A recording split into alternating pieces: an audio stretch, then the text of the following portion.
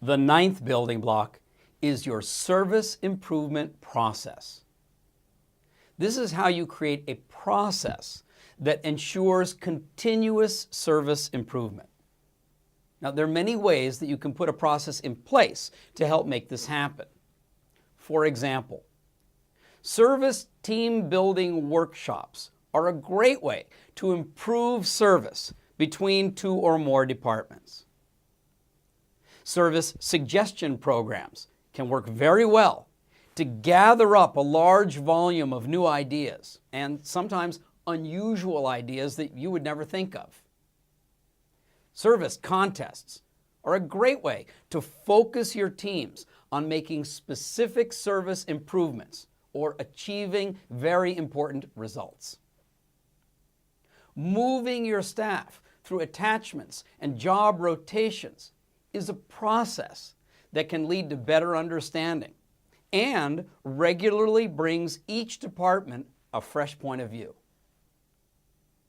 While there are many ways to improve your service, having a service improvement process will ensure that this continuous improvement actually happens. Here's one example. In a large organization that we work with worldwide, the service champions are not given their graduation certificates when they first complete a college course. In this company, the certificate is given to the champion's manager. To earn the certificate, the champion must implement some actual improvement to upgrade service, either for a customer or for a colleague.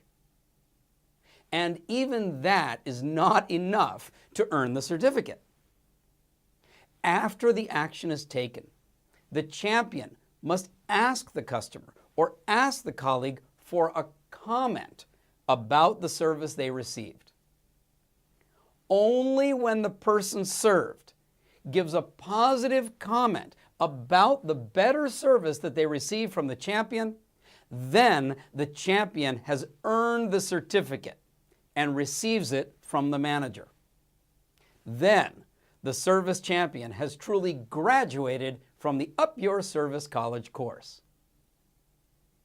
Now, think about how this works. It's a process for continuous service improvement. The ninth building block in the 12 building blocks of service culture is having an effective service improvement process.